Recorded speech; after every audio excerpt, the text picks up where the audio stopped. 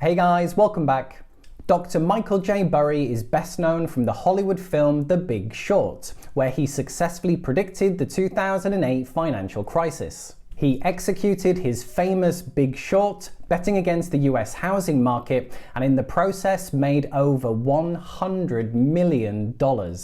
He claims he's nothing special and that anybody could have read the numbers and seen what was going on. But for me, when you're an expert at something, you often forget what it's like being normal. And I think he's way more talented than he may be aware of. In this video, we're going to take a look at Michael Burry's 2021 portfolio. More specifically, this is the stock portfolio for his hedge fund, Scion Asset Management, taken from the latest 13F filing. Just some things to bear in mind with 13F filings. This data is US stock holdings only. It's always 6 weeks behind to protect the investor, and it won't include other asset classes like commodities or property or bonds, so just bear that in mind. And unfortunately, it doesn't contain short positions either. So, as with anything that we watch or read, we just need to take the stuff that's useful and discard the rest. As always, if you do find anything useful in the video, be sure to drop a like. That would be very much appreciated. Okay, sit back and relax, guys. Here is Michael Burry's stock portfolio for 2021. Okay, so here is what we've got coming up. We're first going to jump straight in and take a look at Michael Burry's portfolio for 2021. We'll then take a look at the recent changes, so you'll be able to see what he's been buying, selling, increasing, decreasing. I've then got some data on the last couple of years of portfolio performance, and then we'll finish with a bonus of Michael Burry himself talking about massive money printing. And this clip was given over 10 years ago, but amazingly it's as relevant today, and it really could have been given last week. Okay, so drum roll please, here it is, Michael Burry's stock portfolio for 2021.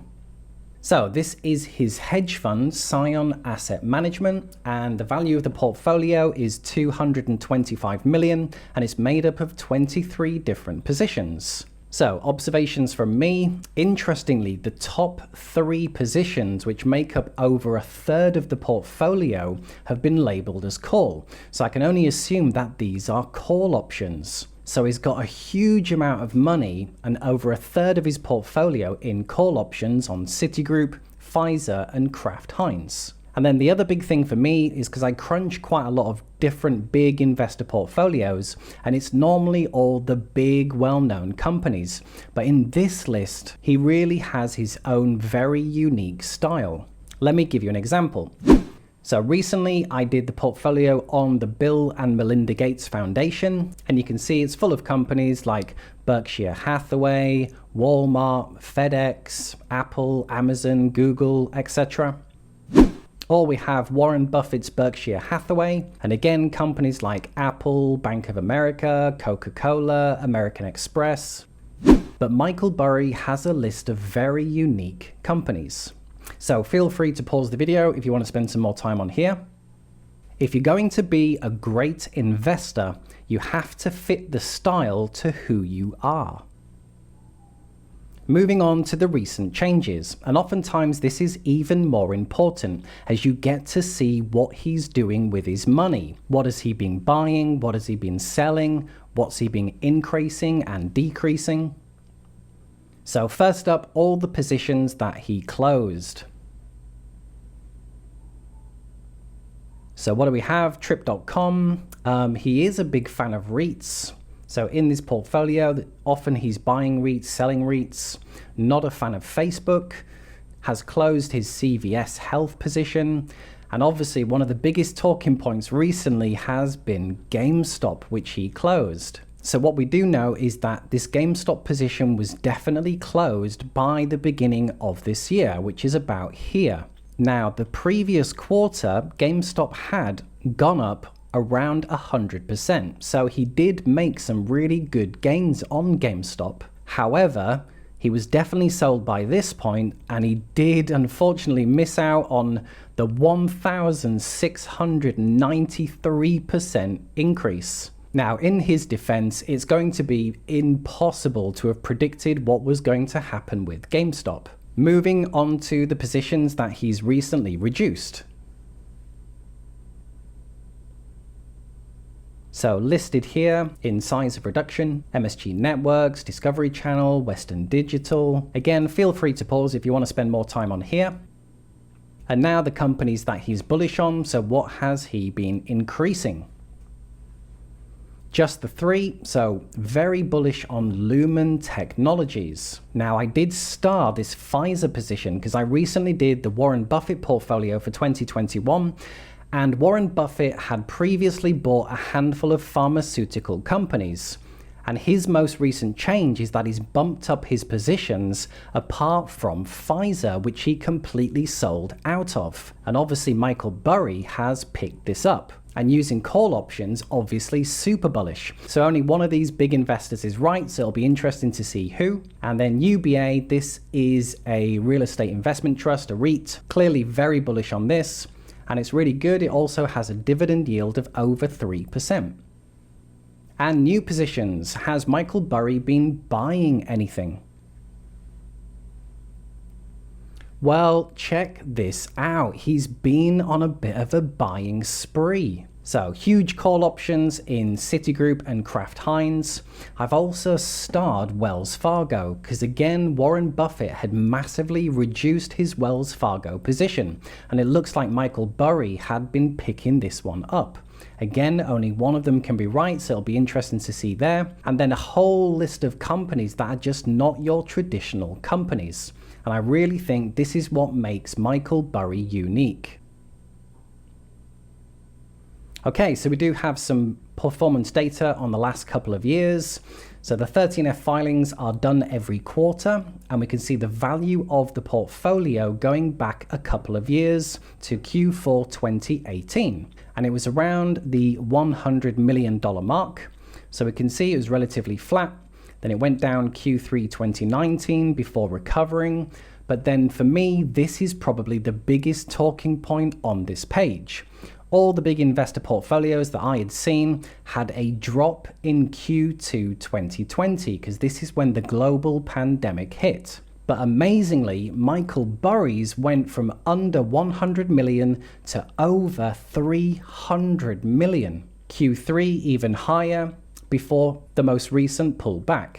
Now, I've only been following his portfolio for a couple of quarters, so I didn't actually see what he'd been buying and selling. But for me, this really backs up that Michael Burry is clearly an expert at what he does.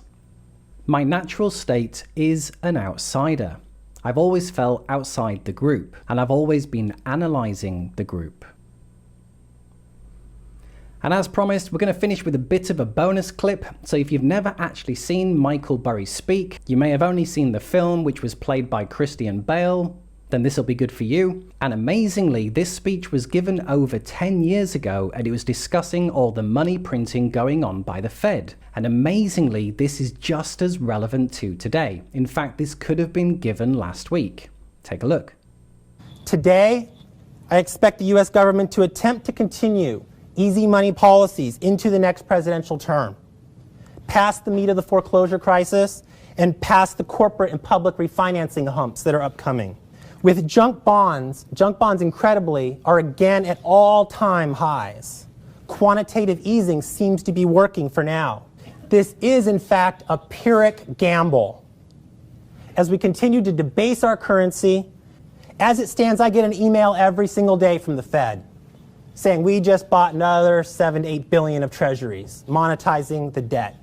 In fact, this program, QE2, not Queen Elizabeth, quantitative easing, QE2, its scope and breadth raises a severe question of the Treasury's needs. The government's borrowing of money for the purpose of injecting cash into society, bailing out banks, brokers, and consumers is a short-sighted, easy decision for a population that has not yet learned that short-sighted, easy strategies are the route to long-term ruin.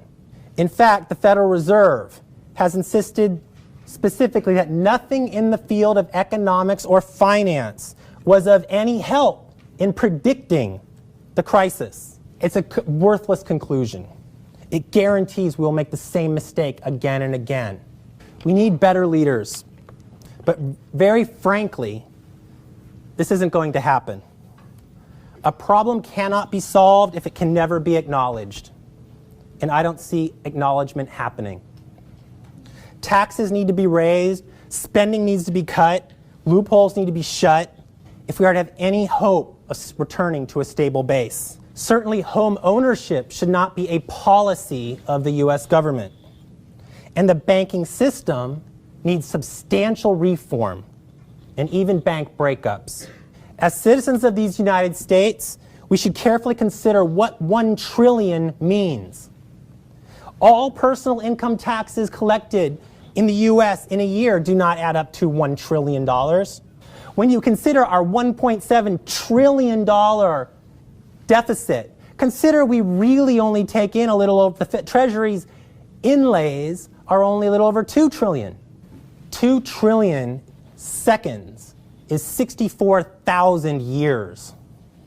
Our country's math is scary big, but even more scary is that it simply does not work. Speaking of math not working, how many of you are checking that math? Pretty sure 64,000 years. So arguments on blooming economic recovery must be considered alongside the fact that all this debt and all the money being printed is very much a real bill, a real tax on our future. It's debtor's prison for our children. It has not yet come due today except for savers and those on a fixed income. As such, I recommend sober analysis on the part of the individual. This is paramount. We must remember that entire societies can and do follow the wrong path for a very long time. They do run aground. So all that said, I might recommend opening a bank account in Canada. So happy to take questions. So there you are, guys. That was the stock portfolio for Michael Burry for 2021. Amazing that that speech on the Fed printing money really could have been given last week. It was that relevant. Such an interesting portfolio. And what amazed me the most is the amount of buying that he was doing when a lot of the big investors had mostly been selling. Also, how the portfolio was able to double in size Q2 last year during the pandemic when everyone else's portfolio had been crashing. And also his bets on Wells Fargo and Pfizer when Warren Buffett had been selling these companies. So it'll be really interesting to see who is right. So there you are, guys. I hope you found this useful. In fact, just one favor to ask. If you did find anything useful in the video, if you wouldn't mind taking 2 seconds just to drop a like, that would be very much appreciated. If you haven't yet subscribed to the channel, I invite you to click below and join us. I do have some great videos coming up that you don't want to miss. Okay, cheers guys. Thanks for watching and I'll see you in the next video. Bye for now.